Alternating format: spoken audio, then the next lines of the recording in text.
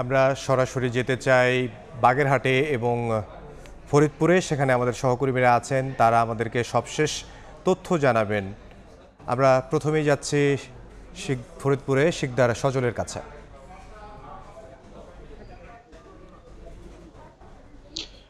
ক্ষোভে উত্তাল কিন্তু এই ফরিদপুরের ভাঙ্গা। ঠিক দুপুর বেলা 11টার দিকেই কিন্তু এই ঢাকা বরিশাল মহাসড়ক অবরোধ করে স্থানীয় জনতা এবং এই ফরিদপুর 4 আসন থেকে হামিরদি এবং আলগী ইউনিয়ন কেটে ফরিদপুর 2 আসনে অন্তর্ভুক্ত করার প্রতিবাদে এবং পুনর্বহালের দাবিতে তারা কিন্তু এই ঢাকা বরিশাল মহাসড়ক অবরোধ করে এবং পরবর্তীতে এই ভাঙ্গা গোল চত্বর এলাকায় বিভিন্ন ইউনিয়ন থেকে হাজারো মানুষ কিন্তু এসে জড়ো হয় এবং এই জড়ো হওয়ার পরে কিন্তু আসলে ঢাকা খুলনা ঢাকা বরিশাল মহাসড়ক উত্তাল হয়ে ওঠে এবং এই গোল চত্বর এলাকায় টায়ারে আগুন দিয়ে গাছের মাঠ গুড়ি ফেলে কিন্তু এই সড়ক অবরোধ করে তাদের দাবি না মানা পর্যন্ত তারা কিন্তু আন্দোলন চালিয়ে যাবে, এমনটাই কিন্তু বলছে। সকাল থেকেই এই পুলিশের 20টি স্থানে, এই মহাসড়ক এবং রেলপথের 20টি স্থানে পুলিশ, সেনাবাহিনী, র্যাব সহ বিভিন্ন আইন শৃঙ্খলা রক্ষাকারী বাহিনীর সদস্যরা মোতায়েন থাকার কারণে সকাল 6টায় যে পূর্বের ঘোষণা ছিল সকাল 6টা থেকে অবরোধ করবে, কিন্তু আসলে সকাল 6টার দিকে কিন্তু অবরোধ তারা করতে পারেনি। রাস্তার পাশে তারা বিক্ষোভ মানববন্ধন কর্মসূচি পালন করে। এক পর্যায়ে ঠিক দুপুর বেলা 11টার দিকে কিন্তু ভাঙ্গা গোল চত্বরে জড়ো হয় হাজারো মানুষ।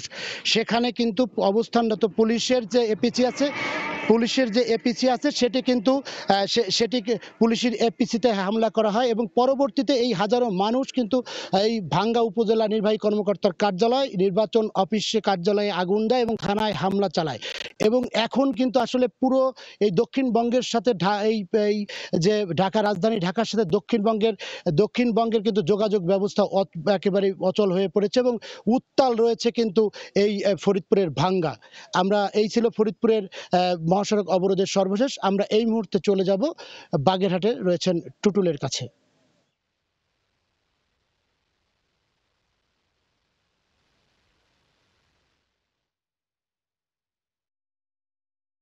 এক ধরনের নীরব প্রতিবাদ জানিয়েছেন এবং সরকার দলের পক্ষে এবং তারা অবস্থান নিয়েছেন এবং এখানে জামাত, বিএনপি, এনসিপি সহ নানান দলের নেতাকর্মীরা কিন্তু আসলে তারা দাবি করে আসছেন যে আসলে বাগেরহাটের যে ন্যায্য অধিকার, সেই অধিকার তারা বঞ্চিত করেছেন, সেই অধিকার ফিরিয়ে আনার জন্য এই আসনের বিকল্প কোনো কিছু নাই, এরকমই কিন্তু আসলে তারা দাবি জানিয়েছেন। আমি যদি বলি যে বাগেরহাটের এখন যেখানে আছি আমি, বাগেরহাটের বগি এবং সাইনবোর্ড যে আঞ্চলিক মহাসড়ক, সেই মহাসড়কের শুধু পানকোশী নদীর পাশে আমরা দেখেছি যে ফেরিগুলো সব বন্ধ রয়েছে। শুধুমাত্র এখানে যে বগি এবং সাইনবোর্ড যে আঞ্চলিক মহাসড়ক, সেই মহাসড়কের শুধু পানকোশী নদীর পাশে আমরা দেখেছি যে ফেরিগুলো সব বন্ধ রয়েছে। শুধুমাত্র এখানে শুধু সরকারি এবং কিছু গাড়ি এবং অ্যাম্বুলেন্স ছাড়া কোনো কিছুই চলছে না। এছাড়া যদি দু একটা মোটরসাইকেল ছাড়া কিন্তু রাস্তাঘাটগুলো একেবারে ফাঁকা রয়েছে এবং এখানে যারা আন্দোলনকারী রয়েছে তাদেরই একমাত্র দাবি যে 4টি আসন পূর্ণবহাল না করা পর্যন্ত তাদের আন্দোলন চলবে এবং আগামীকালকে এবং পরশুদিন কিন্তু হরতাল রয়েছে এবং এই হরতালের সমর্থনে কিন্তু এখানকার মানুষ এবং তারা কিন্তু প্রতিনিয়ত কিন্তু নতুন নতুন কর্মসূচি দিচ্ছে। বেশ কয়েক দফায় কিন্তু হরতাল এবং বিভিন্ন কর্মসূচি তারা যাচ্ছেন, বিক্ষোভ কর্মসূচি করেছেন এবং এমনকি সিএসির কাছে তারা কিন্তু লিখিত অভিযোগ দিয়েছেন এবং যে কারণে এবং কোনো শুনানি ছাড়াই কিন্তু তার আসন কমানো হয়েছে, এমনটাই দাবি করছেন এখানে নেতাকর্মীরা।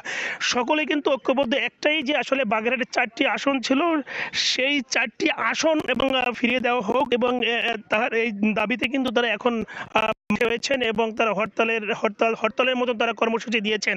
এই ছিল আমার কাছে বাগেরহাটের হরতালের সবশেষ খবর। বাগেরহাট থেকে সহকর্মী আলী আকবর টুটুল এবং এর আগে ফরিদপুর থেকে যোগ দিয়েছিলেন সহকর্মী শিকদার সজল।